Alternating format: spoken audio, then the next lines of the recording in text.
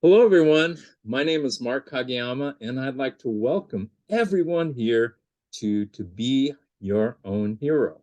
I'm a stage 4 prostate, bone, and lung cancer patient, been dealing with cancer since late 2020, and I'm doing really well, just dealing with life's normal ups and downs rather than cancer-centric, but yeah, things are going great.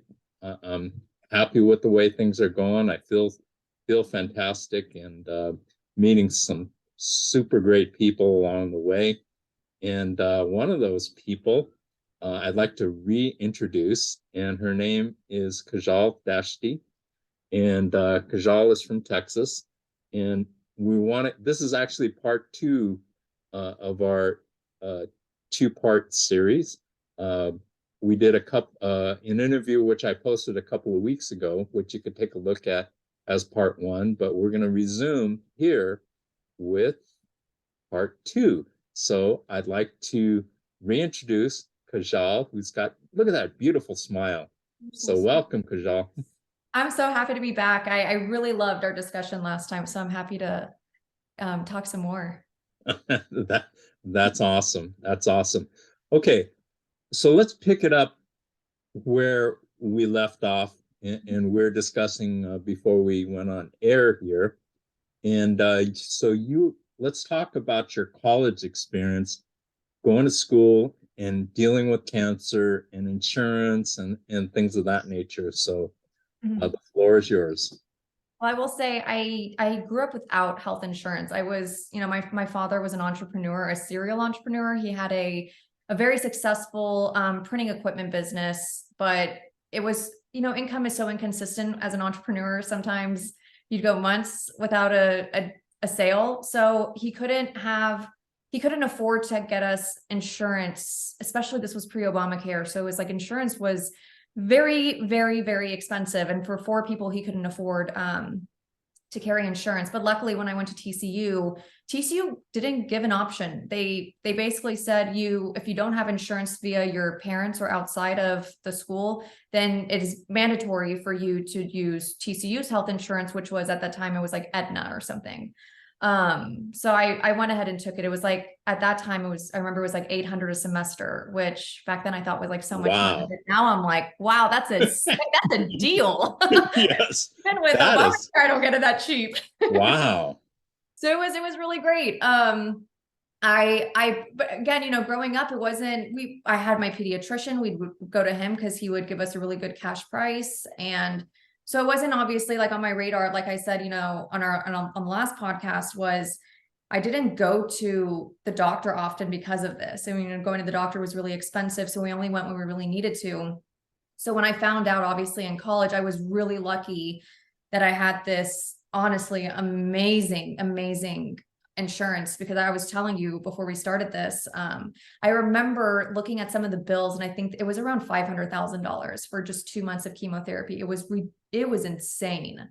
It was just insane. And I mean, part of it, my first round, I was hospitalized because they wanted to see how my body was reacting. So of course that's expensive, but in the moment you're not thinking about how expensive everything's going to be, and the insurance is kind of taking care of it. But then you kind of see the bills coming in and you're like, wow. So I remember having a pretty good deductible, so it wasn't insane. But of course I owed money when I came out of it. My dad was losing his business that he had for over, I want to say at that point, it was like 20 years he had the business. And I could tell him coming to the hospital every day and making sure I was okay was kind of taking a hit on his business, I'm pretty sure, because he wasn't working as much as he used to.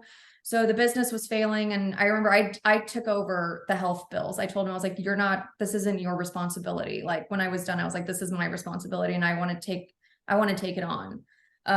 So I remember taking care of my bills a whole year later after, I got my first job after college. But it was a crazy time. And at the same time, I wasn't really attending school. I was really lucky. I was somehow able to hold on to the insurance, because after the first week, that last semester when I had started chemo, I had to drop out of college because the chemo was just so intense, and I couldn't remember anything. And I I don't know if I said this on the last call, but I spent my entire savings in the hospital, not realizing it. I was shopping for my family because I was like, oh, they're taking so much care of me. And I think in my mind, I was like, let me buy them all something.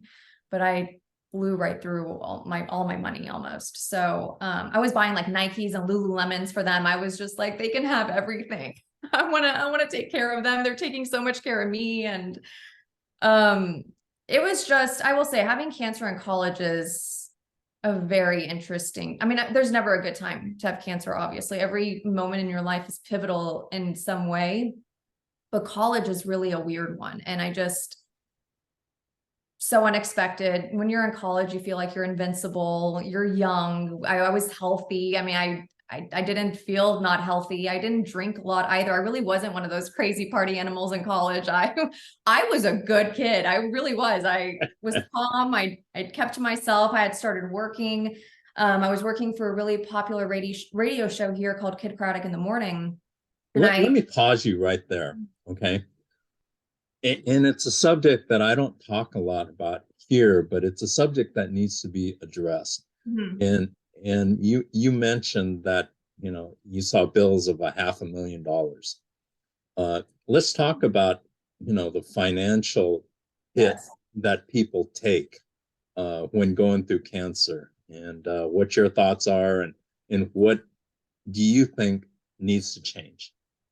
I think a lot. I mean, I think, ooh, that's like a even bigger topic. I think healthcare, it's really our healthcare system is a big problem in this country. I don't know what the solution is. I don't see what's currently happening is working. It's so expensive. It's unreal how expensive it is. I mean, the amount we pay monthly for insurance in general, and then really the deductible is okay, but you still have all these bills coming in because some things may not be covered by insurance. And it's just wild to me how involved insurance is in our healthcare. They will reject certain things because like they're in the room with you. Like they were in the room with you when you were getting checked on by your doctor who actually saw you, who actually, you know, physically checked you and is like, I need this scan done. It's just, but yeah, I mean, we all knew how expensive it was probably going to be, but I don't think we were prepared for that bill. And again, I was lucky that insurance was pretty decent, but I don't think that's the case for many Americans. And I mean, you hear, I'm really a fortunate person. I grew up in a healthy healthy middle class family who did pretty well, but there are people who aren't doing as well. And sometimes I think about those people, and I'm just like, how are they paying these bills? What happens if they can't pay these bills? I mean, it's just, it doesn't make any sense why certain things cost as much as they do. And it's not like anywhere else you go where you're getting the prices up front. You're essentially getting surprised in the aftermath, but you don't have a choice because it's either this or I'm planning a funeral. So it's a really unfortunate, I mean, really, it's healthcare as a whole in this country is very flawed. And I think there's so much that could be done to make it better, but I don't have those solutions. I completely agree. Cancer is big, big business. It And is. you know, the powers that be don't want to change that, you know, and so I'll give you an example. I was in the hospital and did a lot of tests back in 2021. And so you think by this time, 2023, it should be all resolved. I just found out from one of my providers that my insurance company went back to 2021 and said, hey, we're not going to pay this, we're not going to pay that, we're only going to cover so much of this. I'm like, what? Are you kidding me? So I've gotten an additional extra bill actually last week as a result of it. And I'm just kind of beside myself. And then they play this game of running you around. Oh, check with your provider and check with this person, and we'll send you this. but in the meantime, it's basically papers that when you read them, it says, you are screwed. You're going to pay this. and that's it. It's just It's outrageous.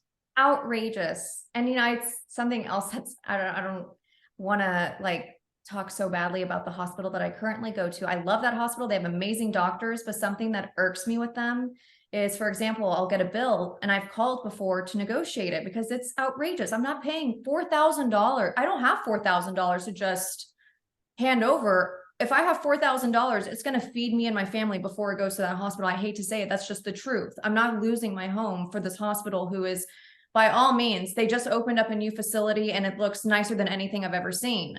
So I know they're doing well. But if you can't negotiate with me, but you can negotiate with my insurance that I pay, it makes no sense.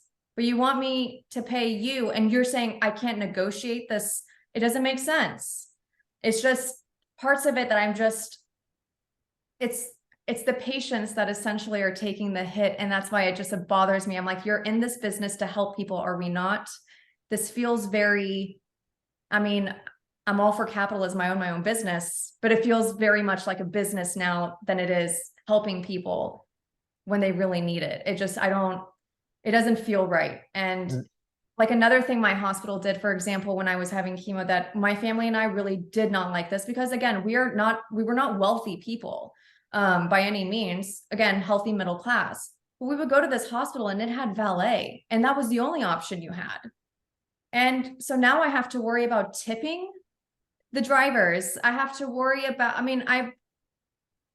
it's just, it keeps adding on and it's like these hidden fees here and there. It's frustrating, honestly, like as a patient, as a survivor, and as somebody who still has to go to the doctor, and I'm sure you're aware, going to the doctor still, you're waiting for these surprise like bills to come in where they say, oh, you still owe us this much money. And it's like, I need to take care of this first, my life first.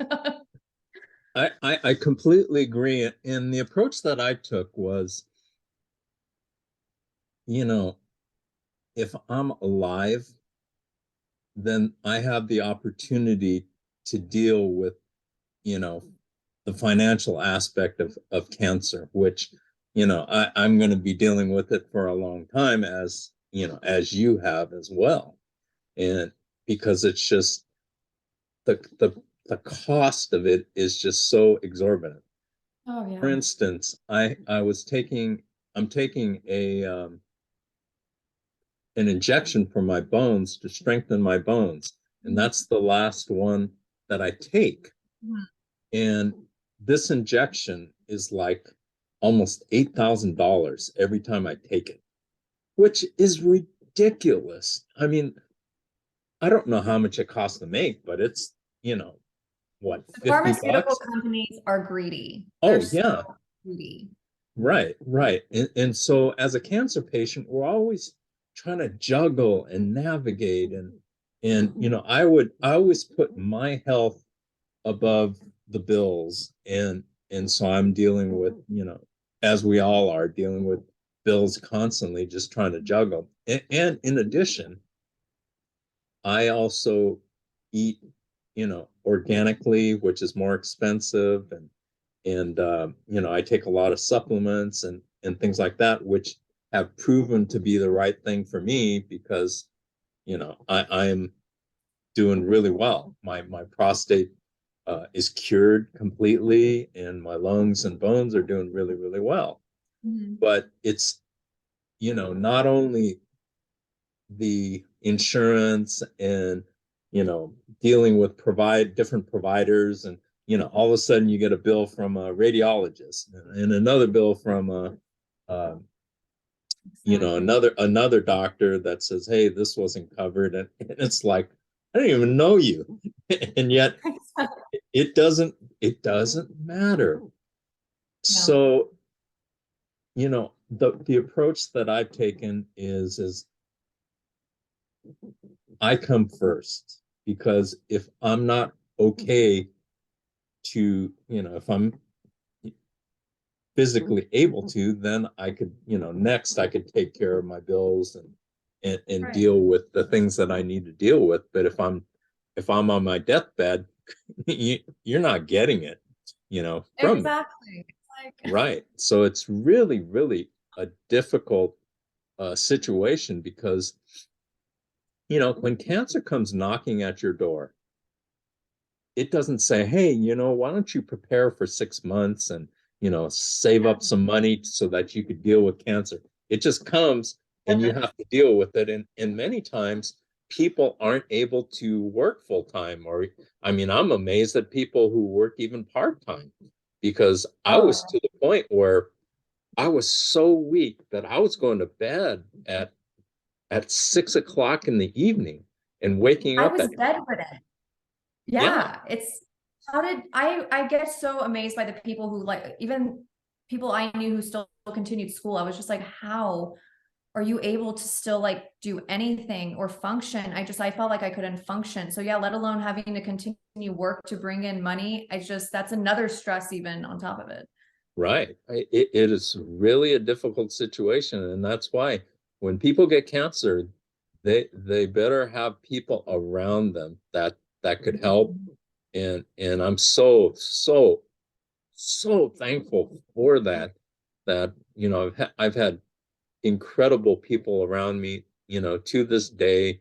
My family, my wife, my kids, my mom, my sister. Uh, if it wasn't for them, I really don't know where I'd be. I'd probably still, I'd probably be 6 feet under at Holy Cross Cemetery or something. Same. If it wasn't for family and friends, I don't think I would have. It's just one of those things. Like it's just there's so much that you have to Right. think about in that moment, and it's such an unfortunate thing that cancer still exists and that there's still not a cure. It's really one of the worst. I mean, we don't know, but Well, it makes you wonder. that's a topic for I another know, honestly, I'm another. like, because there are days where I go in and I'm like, really? I don't know, but because then it's just, it circles back to the profits that, the pharmaceutical industry and the hospitals make off of sick people. And, just like you were saying, like just to get organic food, you have to be in a certain tax bracket to get organic food regularly. Like most Americans cannot afford to pay a few extra cents even for their groceries. I mean, especially today with inflation and I mean, we are in a recession, whether they want to say it or not, we are in one. And it's, it's sad. It's just, I feel like the things that are in our foods, the things that are in everything are meant to just keep us sick. Because I have no idea why I got cancer. It was not a genetic reason. There was no one in my family with ovarian cancer. I was the first. So it makes you wonder. And it's sad, but like you said, if you are the one who has to unfortunately battle cancer, it is so important to have that community around you, to have family and friends. And if I didn't have mine, I mean, I agree with you. I don't think I would have made it. So who was the most important? Who are the most important people, you know, that you would say are responsible for you being here? Is it your parents? Easily my parents, because just the amount that they never left my side. And then my best friend Lacey, she was a friend that I had made not even a year before that at the job I was at the radio station I was working at. And I honestly didn't know her for that long. I was leaving the station. I was, it's just work friends. You don't think anything will come of it. But when I got sick, the way she stepped up to the plate, I mean, she is my sister now. Like we are lifelong. I'm going to Wow. choke talking about her because there were several instances where I was really suicidal, and I talked about ending treatment. I was telling, because I made sure my parents had no control over any of my healthcare stuff. So if I wanted to end treatment, they had no say over it. And I was about to do that. And my mom, when I would get into those like really bad, awful moods where I just was really giving up, she would call Lacey, and Lacey would stop everything she was doing and she would come see me. And even on her Valentine's Day with her then husband, they just, instead of going on a date together, they came and spent it with me and my parents at my home while I was so sick and I didn't want to be around people. And she will always be in my life. And I told her that I was like, I don't care how annoyed at me you get, you are never getting rid of me, because that is just so special. It is so special. And then of course my sister really was so supportive. As she got a tattoo for me. I mean, she got a giant tattoo on her rib cage in Farsi that said, there's no better friend than your sister. And she got the ovarian cancer ribbon basically drawn into it. And it was so beautiful and it was so touching. And I honestly, like, these are the people that I know were just so important to my recovery and just in general going through treatment. And I think anybody who has successfully made it to the other end has the same exact thing. I mean, you just can't, as a cancer patient, you just don't have the ability to do what you did before, and so you're relying on other people. And so it's so, I think one of the most important things is to be willing to accept help and put your pride aside and realize that you don't have time to, play around or kind of like, how some people are apprehensive about doing something. I mean, I just got to the point where it was like, no time to waste, let's get on with it. Yes. That's so funny you say that, because I will say before, if there is a change that happened in me, was like before chemo, I would always just think about things I wanted to do in life. And I'm like, maybe one day I'll do it. I was very like nonchalant about things. But after chemo, it's like, if I thought of something, I was like, all right, I'm just going to do it. I'm just going to do it. I don't care what anyone thinks about me anymore. It's almost like I almost died. Like, it really can't get worse than that. So Absolutely. And okay, here, and I want to ask you this, this is part two, but I really would like to, I love talking with you and I love your perspective. Would you like to come back and do a third one? yeah, especially because I feel like time was cut short. We can definitely do another one. Okay, beautiful, beautiful. So what is the most important thing that okay, better yet, what is the most important aspect of how cancer has changed you as a person? Oh man, I would say the confidence.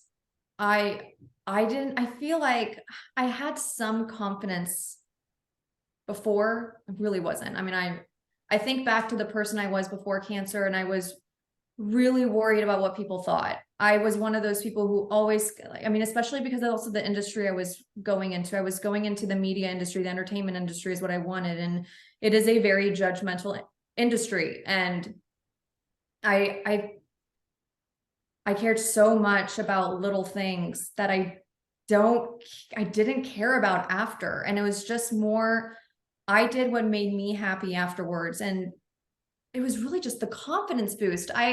My husband always talks about, especially because my husband met me not even a year, no, a little over a year after I finished chemo. And I would say I very much am obviously still confident, but I was very much on like a confidence high for several years after finishing chemo.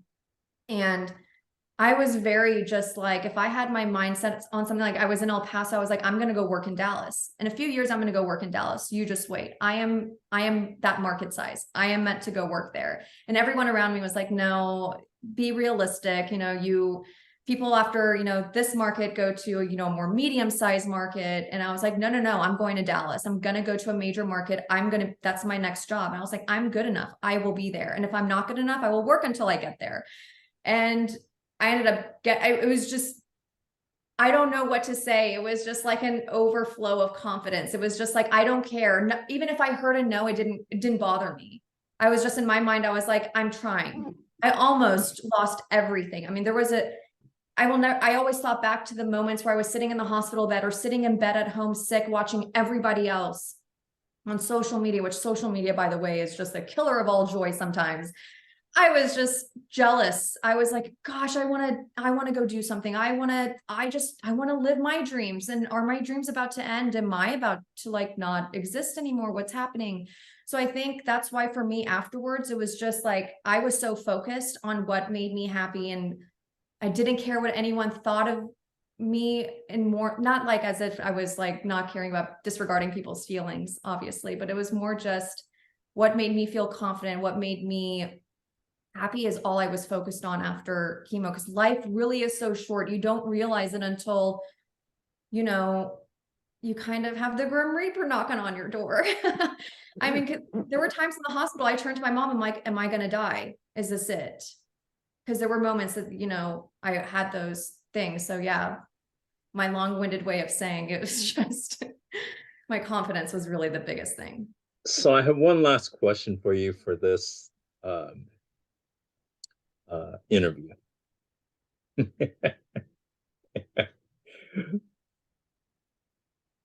Okay, looking back,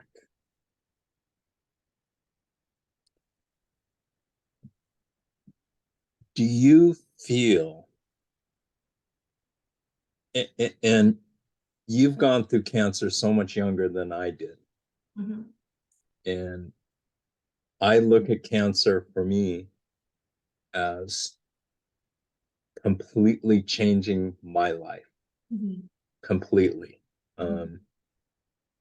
I am, this is going to sound funny to most people, but I feel that going through cancer was very necessary for my life.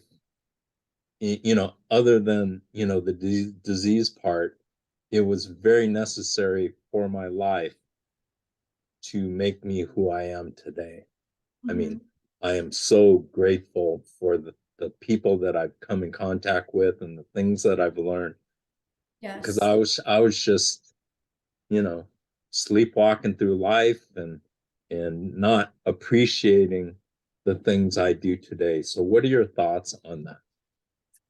I will say that, you know, can you rephrase the question just a little bit? What was the question exactly? Um, what are your thoughts on cancer Mhm. being a part of your life and Oh, molding the person that you are today? Do you I mean, I don't regret having it. A lot of people will say, like, do you wish it never happened to you? And I won't say I don't wish that it never happened. In a way, I feel like it was supposed to happen. Maybe I was supposed to learn something from it. And I am a very outspoken person, just naturally. I talk a lot. I'm very opinionated. And it was like, I think towards the end of treatment, even I was thinking to myself, I was like, you know what? Maybe this was meant to happen because I'm supposed to speak on something. Maybe I'm supposed to help people because of this. You know, this happened to me for a reason.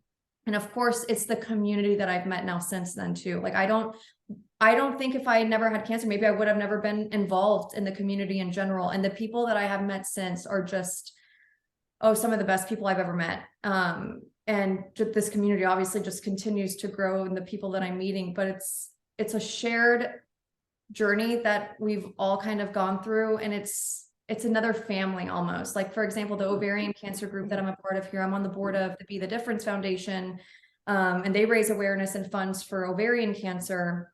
And I'm so thankful I met these women, and especially because, you know, when we talk to each other, we went through similar cancers, similar symptoms, and even if they weren't that similar, it was kind of similar. So and just the advocacy work that we're doing to raise awareness. And I also look at it as at my age. Yeah, it sucks that at 21 years old I had cancer, but I think it's a really, really good lesson that young people are not invincible to cancer, especially college age students who, let's be honest, in college, we're not taking good care of our bodies. We're staying up late, we're drinking, we're eating terrible foods. And it's just, you know, it's a very stressful time in your life. It's fun as well. So when you're not really thinking of going to the doctor often, maybe you're probably thinking, oh, I'll save it for next year, I'll just save the money, you know, because we don't make a lot of money in college. But it's so important.